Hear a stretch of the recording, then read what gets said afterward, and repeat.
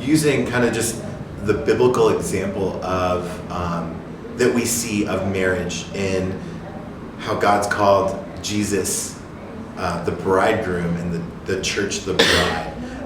And I think, he really sets a good example for us of submission. And, I think we've heard parts of scripture about submission misused when it comes to relationships. And, really, I've heard such wisdom preached and spoken on that part of scripture as well. That just talks about really being able to submit to each other. That a relationship, no matter what role, what gender you are, whether you're the husband or the wife, is about mutual respect and honor. And so I think our relationship, for those of us that are Christian, our relationship with God, with Him, He plays the role of perfect father, perfect leader, perfect figure in our life, right? Jesus sets that example of human perfection, right?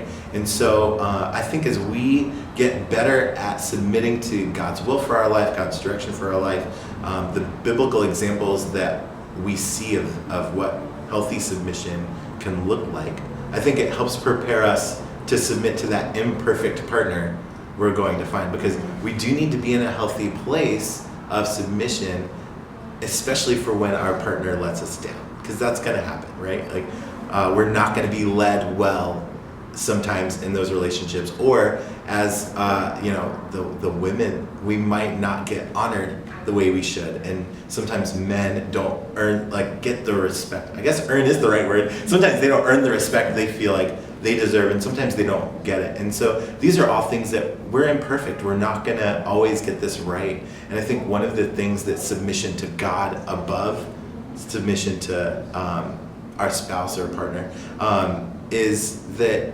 when we mess up for each other, that I'm not only submitted to that flawed person, I'm actually submitted to the higher, to God. So for us Christians, we can really still stay trusting and faithful that God's got the best for us, that He's doing a work in them, and that healthy submission can still happen, that I can still approach that relationship with the healthy levels of honor and respect, knowing that God's got me covered, even though they might mess it up.